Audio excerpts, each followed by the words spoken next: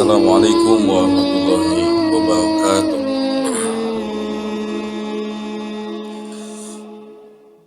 Innal hamdalillah wassalatu wassalamu ala Rasulillah wa ala alihi wa ashabihi wa mawalah. Allahumma shalli ala Muhammad wa ala ali Muhammad kama shallaita ala Ibrahim wa ala ali Ibrahim innaka Hamidum Majid. Allahumma inna nas'aluka ilman nafi'an wa rizqan thayyiban wa amalan mutaqabbalan. Amma ba'du.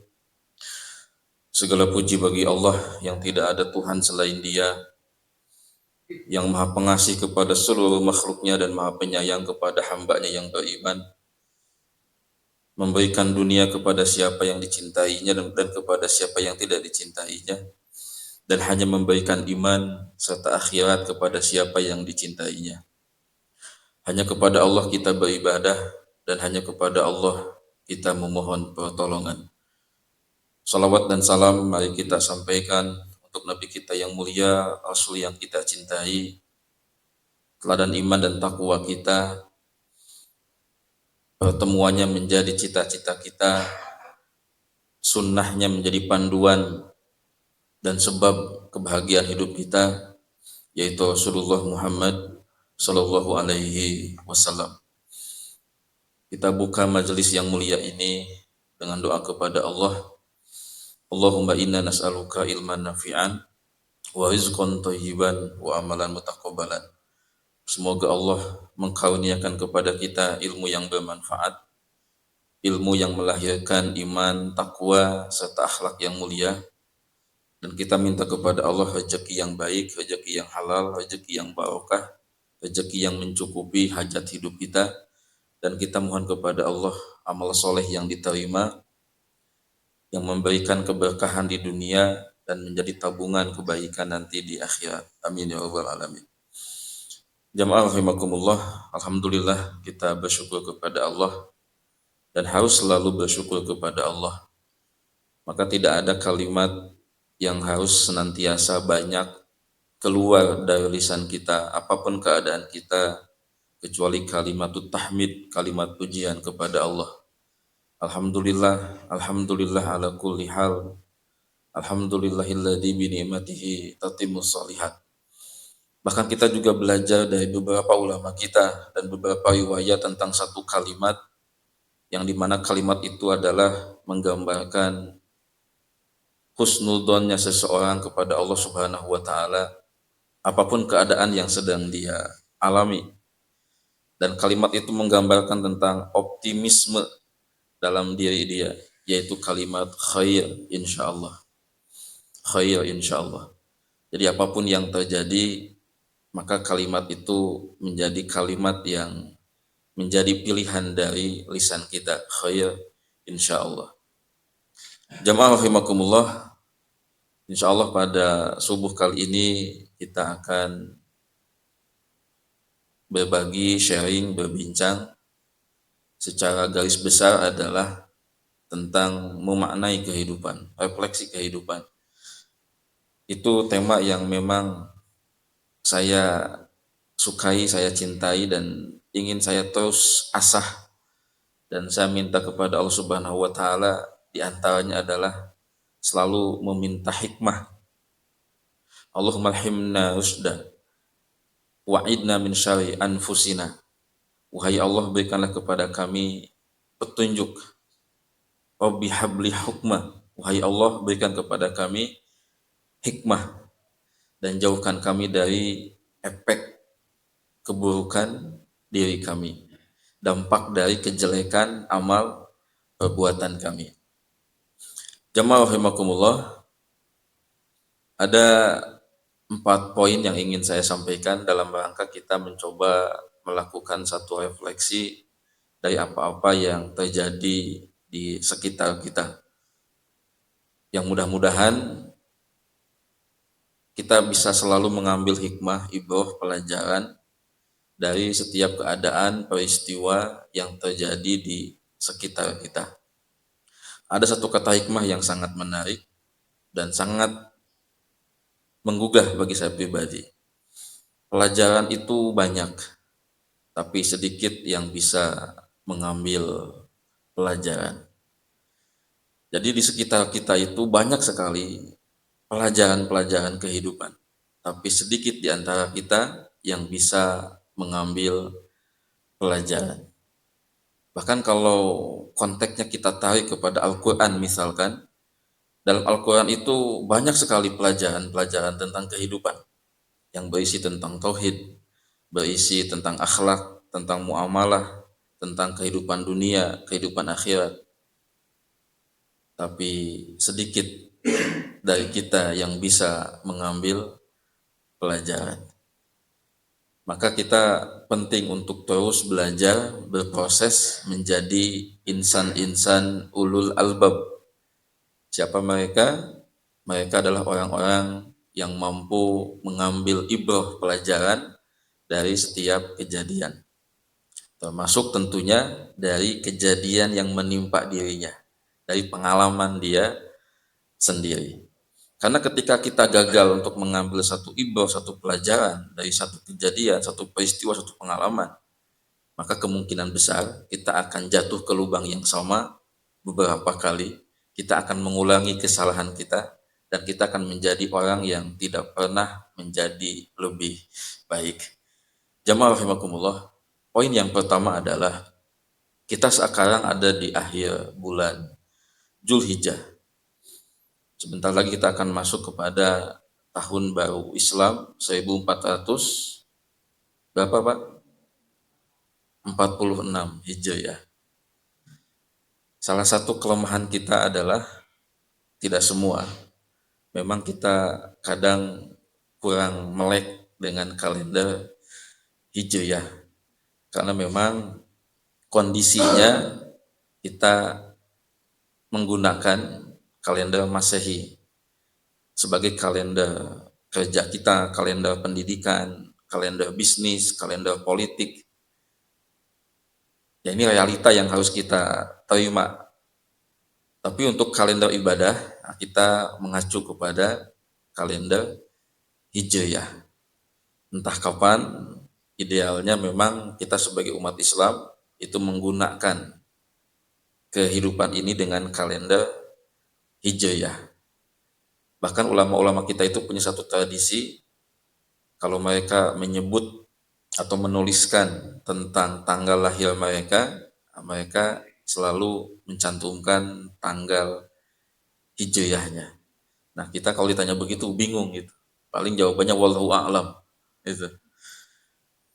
Nah jamaah rahimakumullah, tentang poin kita ada di akhir Zulhijjah, yang ingin saya sharing adalah udhiyah telah berlalu dan ketemu lagi tahun depan, tapi tadhiyah itu ada sepanjang hari, sepanjang saat, sepanjang hayat. Udhiyah sudah selesai tanggal 10 Zulhijjah kemarin plus hari tasyrik 11, 12, 13 Zulhijjah, tapi tadhiyah itu akan selalu ada. Udhiyah adalah ibadah kepada Allah dengan cara simbolis menyembelih hewan-hewan ternak, hewan-hewan kurban yang telah disyariatkan. Sedangkan tadhiyah adalah pengorbanan dari potensi terbaik yang kita miliki untuk melakukan kebaikan dan mendapatkan ridho Allah Subhanahu wa taala. Pengorbanan dengan potensi harta, potensi tenaga, potensi pikiran, potensi waktu, bahkan potensi jiwa. yang kita korbankan demi mendapatkan ridho Allah Subhanahu wa taala. Inilah spirit Idul Adha Zulhijjah yang harus selalu ada dalam diri kita. Udhiyah sudah selesai, ketemu lagi tahun depan, dan kita harus punya niat tahun depan melakukan ibadah kurban. Jangan sampai kita punya mindset ibadah kurban itu sekali seumur hidup. Kalau sudah sekali, udah jongjon gitu. Ketika DKM mengajak lagi, ayo Pak, Bu, kita kurban tahun ini. Kita makmurkan, kita syiarkan kurban di masjid kita, di lingkungan kita. Jawabannya, saya sudah Pak. Kapan? 10 tahun yang lalu. Ayo kurban lagi? Enggak, itu ibadah sekali seumur hidup. Nah, ini mindset yang salah. Saya pernah mendapatkan satu cerita dari seorang teman di kampungnya di daerah Garut. Di kampung itu banyak agnia, tapi ketika Idul Adha, kurbannya sedikit. Nah, ketika ditelusuri, kok bisa? Padahal agnianya banyak gitu. Nah, ternyata mereka punya mindset seperti itu. Kurban itu sekali seumur hidup. Ibadah sekali seumur hidup. Padahal dia adalah ibadah tahunan. Padahal dia ibadah tahunan, dan bagi yang mampu itu dapat ancaman dari Rasulullah Shallallahu Alaihi Wasallam. Padahal ibadah sekali seumur hidup itu adalah disunat, ya, dikhitan. Nah, itu sekali seumur hidup. Kalau berkali-kali, entah apa yang terjadi. Ya. Menikah tidak sekali seumur hidup. Itu situasional, kondisional. Kalau ditinggal pasangan, dia punya pilihan mau menikah lagi atau tidak. Tapi setahu saya dari riwayat kajian tentang kehidupan para sahabat, notabene mereka ketika istrinya meninggal dunia, mereka memilih untuk menikah lagi. Nah, jamaah rahimakumullah, udhiyah sudah selesai. Tapi tadhiyah, pengorbanan dengan potensi terbaik yang kita miliki untuk mendapatkan ridho Allah, untuk mendapatkan sesuatu yang terbaik, termasuk prestasi hidup, pencapaian hidup, itu sepanjang hari, sepanjang saat, sepanjang hayat. Tadhiyah. Ketahuilah ketika kita bisa bangun tidur sebelum azan subuh berkumandang, kemudian ada yang mandi, ada yang cukup dengan wudhu, kemudian melangkahkan kaki ke masjid, padahal dalam keadaan kondisi dingin dan mungkin mata masih mengantuk, itu adalah contoh atau bagian dari tadhiyah kita, pengorbanan waktu diri kita, meninggalkan kesenangan dunia, demi apa? Mendapatkan ridho Allah. Tadhiyah. Kalau ada di antara kita yang setiap pekan mengalokasikan waktu untuk datang ke majelis ilmu, duduk di sana sekitar 1-2 jam, dan dia komitmen dengan habit itu, kebiasaan itu bagian dari tadhiyah dalam belajar yang dia miliki. Kalau seorang bapak, seorang suami, ayah, dia pagi berangkat kerja, pulang sore, kadang malam, tanpa rasa malas itu, walaupun hujan deras dia berangkat, kadang lembur gitu. Itu bagian tadhiyah dia untuk keluarga. Bahkan ketika ada tugas keluar kota, sampai keluar negeri, dia meninggalkan keluarganya. Itu tadhiyah.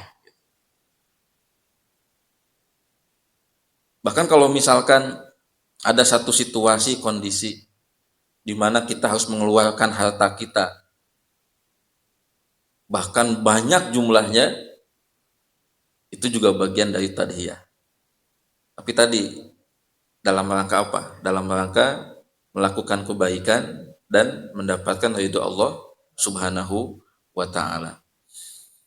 Nah, barang siapa yang dalam hidupnya mager, malas gerak, kalau dulu di waktu kita kecil ada istilah generasi haldolin, dahar, modal, ulin.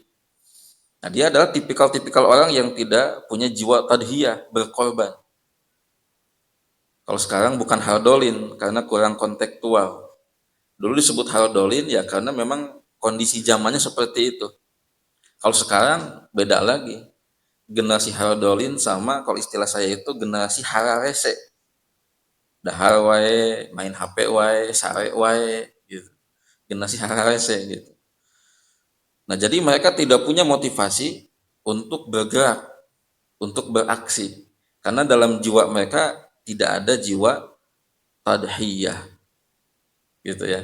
Nah, jamaah rahimakumullah, kalau kita sudah mengatakan ingin melakukan ini, ingin punya ini, ingin menggapai target ini, tapi kita tidak tergerak untuk melakukan satu aksi, berarti kita belum punya jiwa tadhiyah. Ada ungkapan yang sangat bagus. Kalau cita-citamu, impianmu, hajatmu belum membuat kamu bisa bangun malam untuk menghamparkan sajadah dan mengangkat tangan, bermunajat kepada Allah, berarti kamu belum serius untuk menggapai cita-citamu itu, berarti kamu belum sungguh-sungguh untuk keluar dari permasalahanmu itu. Berarti kurang jiwa tadhiyahnya. Entah apa yang terjadi jika ada seorang lelaki nggak punya jiwa tadhiyah dalam dirinya. Mungkin dia akan menjadi seorang lelaki pemalas, pengangguran, hardolin, hararese, sehingga ya istrinya pun wajar kalau misalkan jadi kecewa, marah-marah dan lain sebagainya. Mari Bapak Ibu sekalian kita instalkan, kita tanamkan jiwa tadhiyah ini kepada anak cucu kita. Karena ketika anak cucu kita punya jiwa tadhiyah, maka insya Allah apa yang menjadi cita-cita dia akan tercapai. Ini yang pertama. Udhiyah sudah selesai, tapi tadhiyah sepanjang hari, sepanjang saat, sepanjang hayat. Yang kedua, jamaah rahimakumullah, yang ingin saya sharing adalah tentang fenomena sosial, bisa juga dikatakan penyakit sosial yang merebak saat ini. Dulu kita dihebohkan dengan pinjol, pinjaman online, sekarang kita digegerkan dengan judol, judi online. Judi online. Pinjaman online, judi online, ada kesamaan dalam hal temanya, yaitu kedua-duanya tentang masalah ekonomi, masalah finansial. Yang ini memberikan satu konfirmasi kepada kita bahwa masyarakat kita nggak sedikit, atau mungkin bolehlah pakai kata-kata banyak, yang sedang mengalami masalah finansial. Bahkan pinjaman offline, kalau ada pinjol ya berarti ada pinjaman offline. Bank Emok itu juga menjadi satu permasalahan. Jadi memang masyarakat kita banyak yang sedang mengalami masalah finansial. Saya termasuk yang beberapa kali menjadi diminta. Jadi banyak teman yang sharing, curhat tentang masalah dia, dan saya bisa menggambarkan, membayangkan bagaimana dia tertekan, dia stres sampai harus meninggalkan rumah karena setiap hari digedor pintunya dan lain sebagainya. Nah, jamaah rahimakumullah, yang pertama, ketika kita dijauhkan oleh Allah dari keburukan, judol, pinjol, bank emok, dan keburukan-keburukan dosa yang lain, pornografi, kemudian maksiat-maksiat yang lain, itu adalah sebuah nikmat yang luar biasa. Jadi kita tidak berurusan dengan yang kayak begituan gitu. Bahkan tidak ada pikiran, niatan, keinginan untuk melakukan hal itu gitu. Itu salah satu nikmat dari Allah. Ini yang harus kita pahami. Dan salah satu kata hikmah dari ulama yang sangat saya sukai dan itu mempengaruhi mindset saya adalah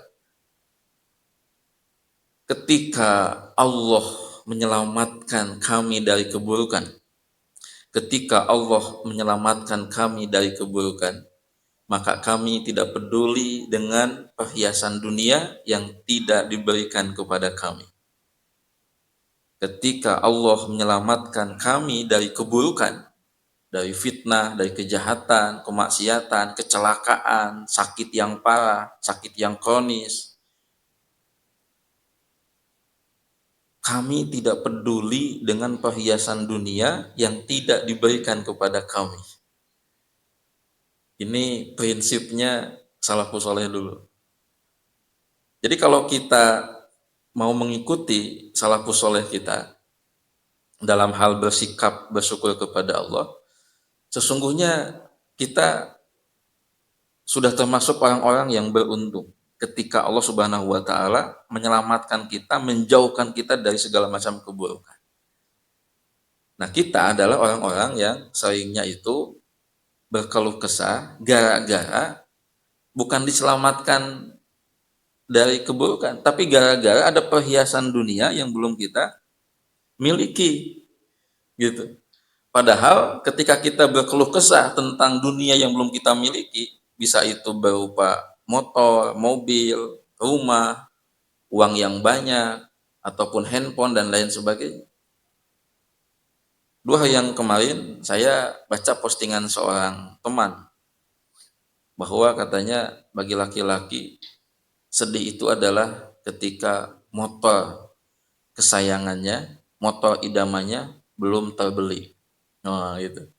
Berarti dia menggantungkan sebab kebahagiaan, syukur itu kepada satu benda, perhiasan dunia. Sedangkan tadi ulama kita mengajarkan, jika Allah menyelamatkan kami dari keburukan, maka kami tidak peduli dengan perhiasan dunia yang tidak kami miliki, yang tidak diberikan kepada kami. Jadi sudah cukup gitu, sudah cukup nikmat Allah itu ketika Allah menyelamatkan dari keburukan. Kita tidak berurusan dengan rumah sakit, kita tidak berurusan dengan polisi, buang air lancar, napas lancar, makan normal, tidur nyenyak, makan naon wae nggak ada pantangan, ya itu udah luar biasa itu. Setiap melakukan perjalanan tiap hari itu berkilo-kilo, berjam-jam, rumah tempat kerja, rumah ke tempat wisata, kemana, aman, selamat. Itu nikmat-nikmat dari Allah, dijauhkan dari keburukan. Termasuk ketika kita tidak punya niatan, pikiran, kecenderungan kepada satu dosa, kemaksiatan. Itu nikmat yang luar biasa. Tapi karena iman tauhid kita belum benar, ma'rifat kita belum benar, tetap kita berkeluh kesah. Gara-gara ada 1-2 dari perhiasan dunia yang kita inginkan tidak diberikan, belum kita miliki. Jadi kita mengeluh dalam keadaan sehat, aman, sentosa gara-gara masalah perhiasan dunia belum kita miliki. Nah, jadi ini poin pertama jamaah sekalian. Poin kedua adalah bagi yang ada dalam lingkaran keburukan itu, dalam konteks ini misalkan judi online, maka kita harus membantunya untuk dia keluar dari jeratan itu. Saya dengar katanya pemerintah mau bikin kebijakan ngasih bansos. Ada yang mau bilang buat keluarganya, ya, supaya keluarga yang terdampak karena suaminya itu suka judi online, nah dia terbantu. Tentu rencana kebijakan ini akan mengundang pro dan kontra, gitu ya. Karena memang judi online ini sudah merabat kepada setiap kalangan, dari kalangan rakyat, kalangan elit sampai kalangan elit, gitu kan. Jadi multi profesi, multi usia kena gitu, kena.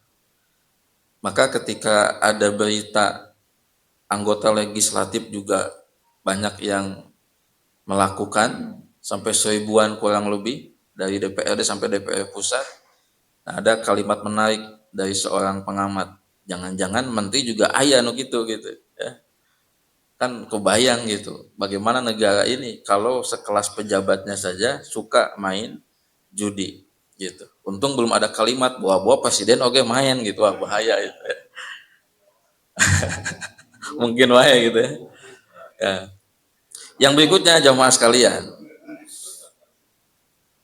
bicara negara mungkin terlalu besar. Nah, maka kita harus lihat kepada lingkaran terdekat kita. yaitu keluarga. Nah, maka silakan Bapak Ibu sekalian lakukan supervisi kepada anak-anak kita, cucu-cucu kita, yang dimana mereka sudah kita berikan fasilitas handphone. Diingatkan, diingatkan. Atau yang punya tim karyawan, ya sebagai manajer, direktur di tempat kerjanya, itu harus melakukan juga edukasi, supervisi, jangan sampai kita kecolongan. Ada karyawan kita, tim kerja kita yang ternyata mengikuti judi online gitu. Ini harus menjadi PR bersama, masalah bersama, dan kita harus sama-sama untuk mencari solusinya, mengeluarkan masyarakat ini dari kegelapan judi online.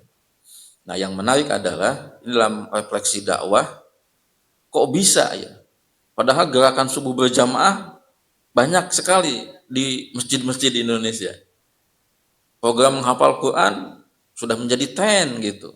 Jumat berkah udah luar biasa, tapi judi online juga jadi merebak begitu. Ini di mana permasalahannya gitu? Atau jangan-jangan memang mereka belum tersentuh oleh dakwah? Atau memang jangan-jangan selama ini dakwah kita adalah dakwahnya tidak menjemput bola gitu, tapi menunggu orang datang. Nah, ini perlu jadi satu renungan buat kita semua. Yang ketiga, jamaah rahimakumullah, ini kita sudah masuk kepada musim pulang haji, ya, musim pulang haji. Mulai gelombang kepulangan sudah dilakukan sampai nanti kalau dari berita sampai tanggal 22 Juli itu gelombang kepulangan. Nah, yang ingin saya singgung adalah tentang kepulangan haji ini. Mudah-mudahan para haji Indonesia ini meraih haji yang mabrur. Nah, apa itu mabrur? Nah, nanti kalau kita kait-kaitkan dengan fenomena sosial, masalah keumatan kebangsaan jadi menarik. Karena dulu ada satu kajian, satu analisa, satu kritik juga, Indonesia teh loba haji gitu. Tapi kondisinya asa tambah sembawut gitu. Pejabat banyak yang haji tapi asa sembawut. Berarti nanti ada otokritik ini ada apa sebetulnya? Jamaah sekalian, haji mabrur harus menjadi cita-cita dari setiap orang yang melakukan ibadah haji. Pun termasuk ibadah umroh. Harus menjadikan mabrur itu sebagai cita-citanya. Apa itu mabrur? Nah, mabrur ini salah satu teori yang saya suka dari seorang ulama adalah tidak melakukan dosa ketika pelaksanaan haji dan umrohnya itu, tidak mengotori prosesi haji umrohnya itu dengan melakukan dosa, dan tidak melakukan dosa setelah dia pulang dari tanah suci. Nah, tentu dosa di sini dosa yang disengaja dan terus melakukan kebiasaan dosa itu.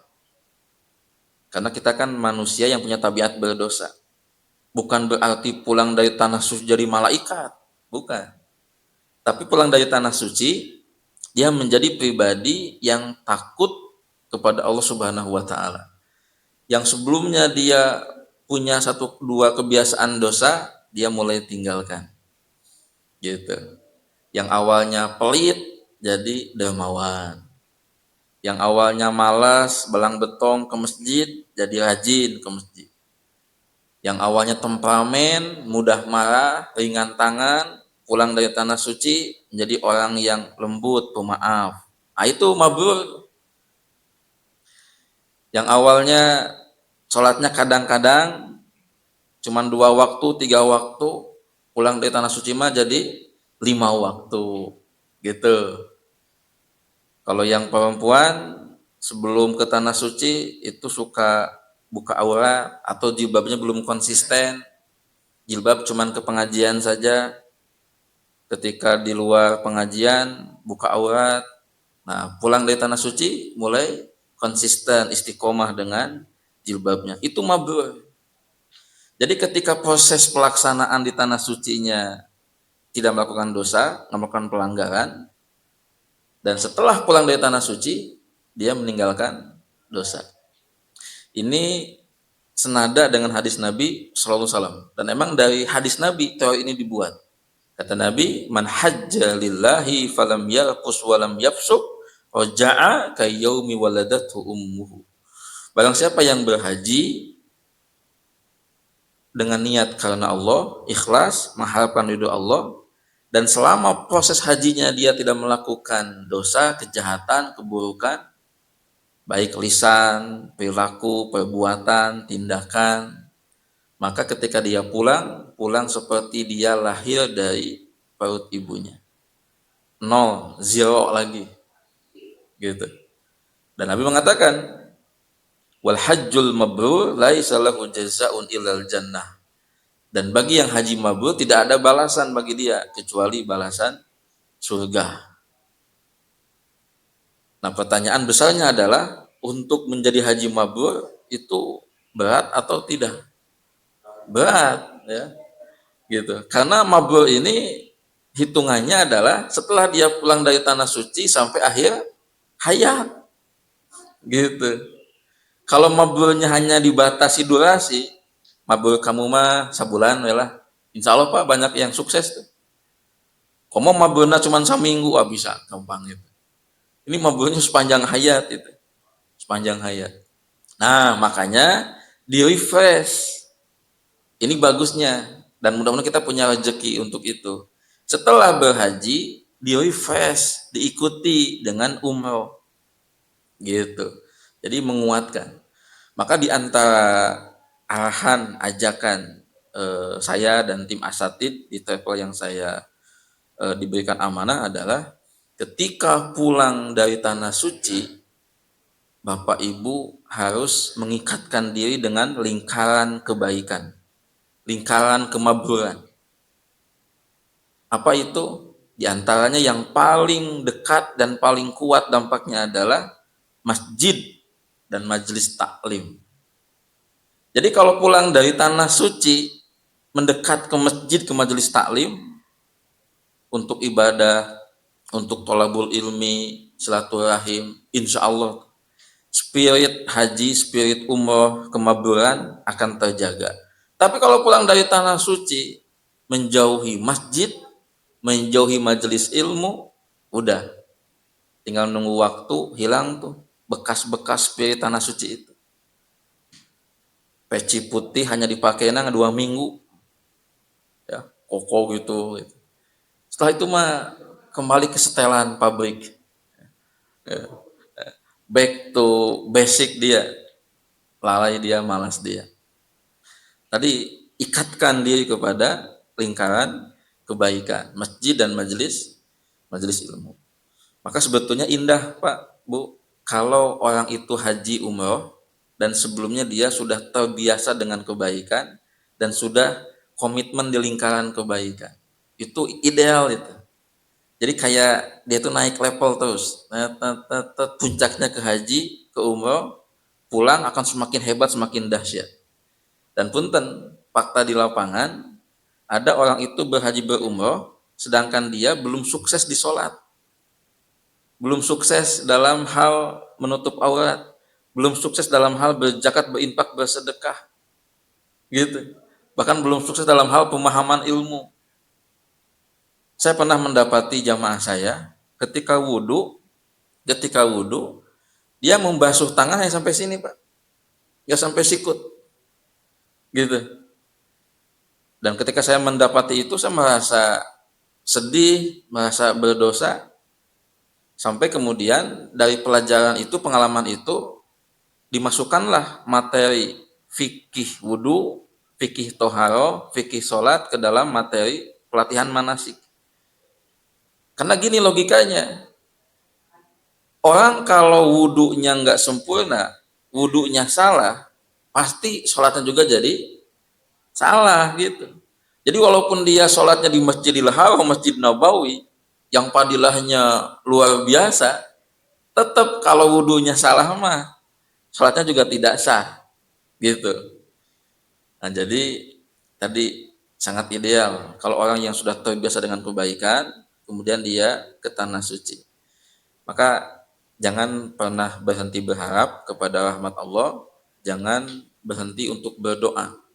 Di antara doa yang saya sukai supaya kita bisa ke Baitullah adalah Allahumma balighna Makkata wal Madinata hajjina mu'tamirin.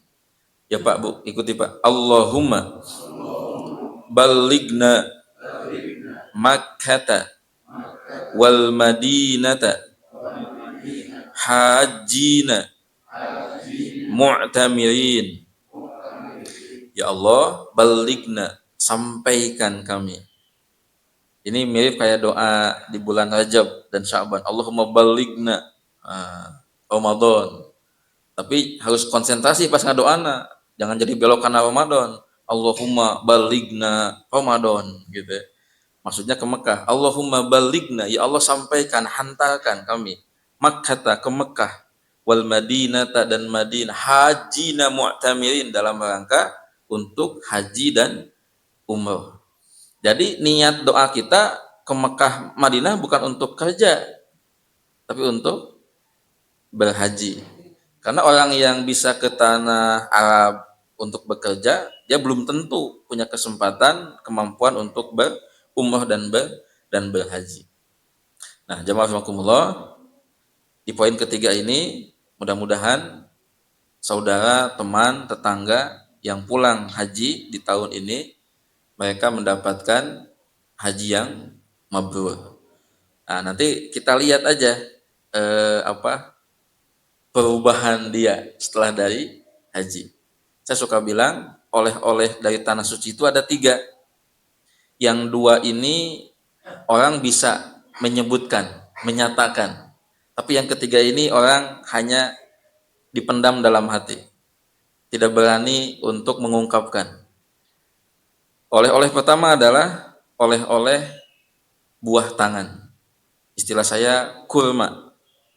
Bisa dia coklat, sajadah, kacang, ya, abaya, gamis, peci, tasbih. Itu tuh oleh-oleh pertama, kurma, buah tangan. Gitu. Dan ini setiap jamaah pasti bawa tuh. Saya pernah lihat ada satu bapak-bapak, dia kelihatan belum belanja tuh. Pak nggak jajan, Pak nggak belanja. Ah enggak Pak, nanti aja di Bandung Pasar Baru. Tapi di hari terakhir tetap Pak dia akhirnya bawa juga tuh. Walaupun cuma satu kresek coklat itu. Tetap ya, itu mungkin sudah menjadi satu apa ya? Sunnah lah istilahnya ya. Sunnatullah gitu. Yang kedua adalah oleh-oleh cerita, pengalaman. Nah, kurma cerita, pengalaman. Pasti Pak, orang pulang dari tanah suci itu ngadongeng. Gitu. Pasti akan nanya tuh, gimana gitu. Ya, ini pasti itu. Nah, yang ketiga itu adalah perubahan, perbaikan. Istilah saya takwa. Jadi kurma, cerita, takwa. Yang pertama, yang kedua, orang bisa nanya, Pak, bisa minta. Tapi yang ketiga, ini dalam hati saja itu biasanya. Ya. Jadi sebetulnya ketika ada saudara kita dia pamit mau haji mau umroh, bisa jadi ada dalam diri keluarga yang lain itu ada kata-kata begini, mudah-mudahan dia pulang ke tanah suci dia berubah gitu ya. Kalau ada seorang bos ke tanah suci mau haji mau umroh dan si bos itu terkenal temperamen ya, mudah marah gitu, bisa jadi dalam hati-hati karyawannya itu akan mengatakan mudah-mudahan si bos pulang di tanah suci dia lebih kalem, lebih tenang gitu. Cuma kan nggak diungkapkan gitu kan, nggak diungkapkan gitu. Kecuali orang yang mungkin sudah dekat banget jadi bestie, mungkin dia akan berani mengatakan gitu ya.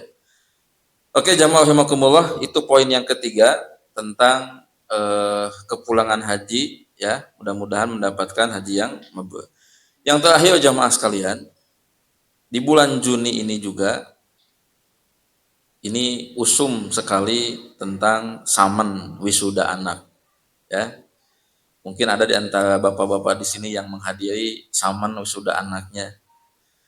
Jadi kalau bapak-bapak ikutan acara sekolah, rapat, bagi rapot, itu kalau tidak biasa, itu merasa berat gitu. Karena kan biasanya dominan ibu-ibu kan. Eh, saya pernah ketika pembagian rapot itu, laki-lakinya cuma dua, saya sama ada satu bapak lagi, sisanya ibu-ibu. Jadi agak kikuk ketika selesai acara, ibu-ibu minta foto bersama. Oh, itu. Jadi semuanya ibu-ibu dengan gaya yang bapak itu tahu lah ya, gaya-gaya ciri khas gitu, gaya bebas, gaya bebas. Ay bapak-bapaknya, aduh bingung mah gitu kan. Sampai seorang teman bilang, di sekolah kami di Kutab gitu ya, bapak-bapak yang banyak ngantar itu ke sekolah anaknya jemput. Sampai ada kalimat begini, kita tadi gawe bapak-bapak teh, nah, gitu ya. Jadi ketika bapak-bapak itu ngantar budak sekolah, ngejemput, ngambil rapot, acara wisuda, ada sebagian orang mengira si bapak-bapak eta teh teu boga gawe, pengangguran gitu kan. Karena memang asa aneh gitu. Biasanya ibu-ibu yang ngurus budak teh gitu. Ini mah bapak-bapak anu ngurus gitu. Nah, Bapak Ibu rahimakumullah, salah satu refleksi saya tentang saman wisuda anak adalah kita harus kembali mencoba memahami, memaknai tentang anak itu sendiri. Anak itu tiga kalau menurut saya, dan tiga ini jangan dipisah, harus ada dalam mindset kita. Satu paket, anak adalah anugerah, anak adalah amanah, anak adalah fitnah. Satu paket, anugerah itu rezeki, anak itu perhiasan, al-malu wal banuna zinatul hayati dunia. Anak itu anugerah, memilikinya itu membuat kita bahagia, senang, gitu. Ya, amanah, nah, ini titipan dari Allah yang harus kita jalankan. Nanti kita akan dimintai pertanggungjawaban tentang anak kita. Anak kita punya hak dari kita, diurus, dinafkahi, dididik, dibimbing, dan lain sebagainya. Dalam Al-Quran itu visi misi kita adalah ku anfusakum wa ahlikum nar. Berat amanah ini, gitu. Saya pernah Pak, dalam tafakur saya, dalam proses saya untuk bagaimana menjadi orang tua, itu pernah berpikir begini. Ini mungkin pikiran negatif. Berat jadi orang tua teh, gitu. Andaikan tidak punya anak gitu kan. Sampai berpikir begitu saya Pak. Berat jadi orang tua itu. Kalau cuma sekedar ngasih baju gitu mah gampang lah. Kalau cuma sekedar ngasih makan gampang. Tapi ada pendidikan agama, itu amanat terberat bagi kita Pak. Berat itu. Gitu ya. Nah, yang ketiga fitnah, ujian. Ujian. Dan ujian anak yang banyak membuat orang tua itu stres adalah ujian keburukannya. Gitu. Kalau ujian kebaikan mah orang tua banyak yang senang lah. Tapi ujian keburukannya banyak yang bikin stres. Apalagi kita ada di masa sekarang, disrupsi. Gadget tuh jadi tantangan buat anak-anak kita. Nah jamaah sekalian, kalau tiga ini ada dalam diri kita, mindset kita, insya Allah kita punya kesiapan mental tuh untuk mendidik anak-anak kita. Kalau mindsetnya cuma anak itu anugerah, bahaya nih. Kita hanya siap aja ketika anak itu memberikan kebaikan. Pas anak kitanya memperlihatkan satu dinamika permasalahan, kita tidak siap. Bahkan kita akan mengabaikan pendidikan agama buat anak kita. Anak itu tiga. Ini satu paket, anugerah, amanah, sama fitnah. Saya pernah berpikir gini Bapak Ibu sekalian, andaikan anak itu adalah takdirnya manusia kecil yang paling besar pun cuma usia 3-4 tahun, pasti itu orang tua itu banyak yang lulus Pak. Kan anak itu ya, itu kan usia-usia lucu kan, usia-usia menggemaskan. Coba yang punya cucu tuh, usianya 2 tahun, 3 tahun, lucu itu Pak, lucu. Itulah diantara makna anak itu anugerah, perhiasan dunia. Tapi lihat, pas anak-anak cucu kita mulai ke balita, TK, SD, SMP, ada ungkapan, ai keletik mah lucu, piga mesen, pi lucunya pika sebelen, pas saya sampai ya, gitu. Pas temu gede itu kan, ada orang tua muda, anaknya masih kecil, usia 3 tahun, 4 tahun, ke masjid dibawa, dia pasti pakai peci, ya, ikut sholat, sujudnya tiarap, langsung, oh anak soleh, gitu. Kadang saya ngomong dalam hati gini, can apale, oke lah, pas udah gede tuh, kayak gitu. Nah, orang tua tuh harus siap, anugerah, amanah, fitnah. Semakin anak kita itu gede, mulai ke SD, SMP, dia juga manusia seperti kita. Ingat teori tentang manusia, kata ulama, manusia itu punya 3 musuh, dirinya, setan, sama dunianya. Nah, dunianya itu termasuk teman-temannya, lingkungannya, zamannya, itu musuhnya, tantangannya tuh. Anak kita pas tumbuh besar, dia masuk mulai ke TK, lingkungan SD, SMP, mulai. Nah, maka potensi baik dan buruknya, takwa dan fasiknya juga akan mulai berkembang. Bagus kalau potensi baiknya yang dominan, insya Allah tuh pisolehan. Tapi kalau potensi buruknya yang dominan, oh siap-siap, anak jadi fitnah, bahkan bisa jadi musuh buat kita. Nah gitu, ini yang harus jadi satu renungan kita.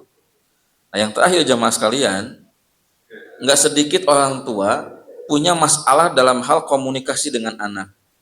Salah satu poin komunikasi dengan anak adalah, selain soal waktunya kapan yang tepat, soal konten, ngomong naon orang, kumaha ngomongna gitu. Ingin memberikan nasihat, teman bingung. Kalau istilah dalam kayak sinetron mah skripnya gitu. Ini kumaha kalimatnya kumaha gitu ya. Copywriting kalau dalam bisnis itu. Kumaha ngomongnya gitu. Ini memang perlu dipelajari jamaah sekalian. Saya pribadi punya pengalaman ketika ingin ngomong sama anak perempuan yang mulai tumbuh jadi remaja, ya, bagaimana cara ngomong kepada dia, kalimat apa yang bisa menggugah, membuat dia jadi berpikir lebih dewasa. Kemudian Allah ngasih ide. Kalimat itu adalah, dan saya mesti nyiapin dulu. Setelah disiapin, tinggal mencari momen, ngomongnya kapan yang tepat nih. Gitu kan? Apa ide yang Allah berikan kepada saya? Idenya begini jamaah sekalian. Teteh, tahu nggak apa yang membuat papa jatuh cinta sama mama dulu? Ini. Saya berharap nanti anak itu akan bertanya apa gitu kan skenario kan. Itu. Yang membuat papa jatuh cinta sama mama dulu adalah, selain mama itu pintar, mama itu orangnya tanggung jawab, dewasa gitu ya, dan orangnya punya jiwa kepemimpinan gitu. Ini yang ingin saya sampaikan tuh, dengan harapan anak saya pas nanti di momentum yang tepat, misalkan saat jalan-jalan berdua gitu kan, saat sedang jajan di luar. Karena ketika kita mau menyampaikan nasihat kepada anak, harus mencari momentum yang baik, yang pas. Dan di antara yang Nabi ajarkan, contohkan adalah memberikan nasihat saat jalan-jalan. Gitu. Jadi kalau jalan-jalan, Pak, Bu, kita lagi ngebonceng anak atau istri atau di mobil, tong jempe gitu. Sejam 2 jam di jalan jempe gitu. Di ini ya, coba dibuka komunikasi. Kemudian ke anak yang laki-laki, saya belajar kemarin, banyak-banyaklah ya ngomong kepada anak yang laki-laki tentang masalah kamu tuh pemimpin, kamu harus kuat, kamu harus hebat gitu. Nah kemarin malam saya praktekkan kepada anak saya, dan suasananya pas, momennya pas. Kenapa? Karena sedang cair, sedang bercanda-canda gitu, sampai ketawa-ketawa berdua ya. Nah sambil saya angkat badannya walaupun sudah SD, saya bilang ya, AA harus kuat, AA itu laki-laki ya, laki-laki itu punya amanah gitu. Saya tidak peduli dia paham atau tidak, cuman itu harus selalu diungkapkan ya, itu harus jaga mama, harus jaga tete, laki itu kuat gitu. Sampai saya mengucapkan satu kalimat yang saya nggak tahu dia pusing atau bagaimana ya memahaminya. Jadi laki-laki itu berat, gitu ya. Jadi laki-laki itu berat. Generasi pemikul beban laki-laki itu. Ya, ada tanggung jawab gitu. Nah, ini kalau kata-kata ini selalu diungkapkan kepada laki-laki. Coba kalau sekolah, kampus, pesantren ini satu visi, Pak. Dalam narasi ini tuh kepada santri yang laki-laki, siswa laki-laki. Insya Allah tuh kebangun jiwa kelaki-lakiannya itu. Gitu. Jadi yang laki-laki kita siapkan sebagai laki-laki yang koam, pemimpin, yang anak-anak perempuan kita siapkan untuk menjadi ibu yang melahirkan generasi yang terbaik. Tapi kan ini belum terjadi, Pak, narasinya. Punten. Di antara kritik saya kepada sekolah-sekolah adalah mereka tidak fokus kepada yang menjadi visi utama, visi besar.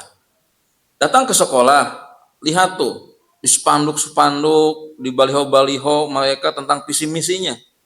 Kata-katanya begitu indah gitu kan. Mencetak generasi anak gitu. Prestatif, kreatif, wah gitu ya. Kalau menurut saya itu mah nilai tambah, ya, nilai tambah. Mereka jadi gagal fokus kepada visi besarnya, yaitu apa? Tentang anak soleh itu. Saya belum menemukan sekolah yang visinya begini. Visi misinya, jadi ketika pertemuan orang tua itu begini. Bapak Ibu, visi misi kami adalah ingin membantu Bapak Ibu dalam mencetak anak-anak yang soleh, ya. Nah, nanti boleh itu nilai tambahnya itu yang punya keahlian, yang profesional di bidang ini, gitu.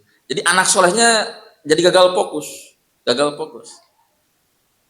Kalau ini tidak gagal fokus, Pak Bu, sebetulnya nasihat sekolah ke anak-anak itu akan selalu sama. Ngingatin tuh, diulang-ulang-ulang. Nah, jaga sholatmu di rumah. Nah, bakti orang tua di rumah. Gitu. Nah, jangan lupa ngaji tiap hari. Tambahin tuh poin apa sesuai zamannya tuh. Nah, main handphonenya jangan berlebihan. Itu tiap hari diulang. Rumah pun sama. Insya Allah, Pak. Di sekarang itu kita gagal fokus, Pak. Terlalu fokus kepada yang embel-embelnya gitu. Ya, embel-embelnya. Baik dari sisi bahasa, keterampilan, seni, dan lain sebagainya. Tapi yang pokoknya lemah. Ya. Wallahu a'lam bishawab. Itu Bapak Ibu sekalian, refleksi kehidupan yang bisa saya sampaikan pada subuh kali ini. Semoga menjadi bekal untuk kita hidup lebih baik di hari esok. Dan juga sebagai umat Islam menjadi bekal untuk kita masuk 1446 Hijriah. Untuk menjadi umat yang lebih hebat, yang lebih kuat, dan yang paling utama adalah umat yang lebih bersatu. Ya, lebih kuat dalam ukhuwahnya. Rabbana taqabbal minna innaka antas samiul alim wa tub alaina innaka antat tawwabur rahim. Rabbana atina min ladunka rahmah wa hayyi lana min amrina rasyada. Rabbana atina fid dunya hasanah wa fil akhirati hasanah wa qina adzabannar. Subhana rabbika rabbil izzati amma yasifun wa salamun alal mursalin walhamdulillahi rabbil alamin. Wassalamualaikum warahmatullahi wabarakatuh.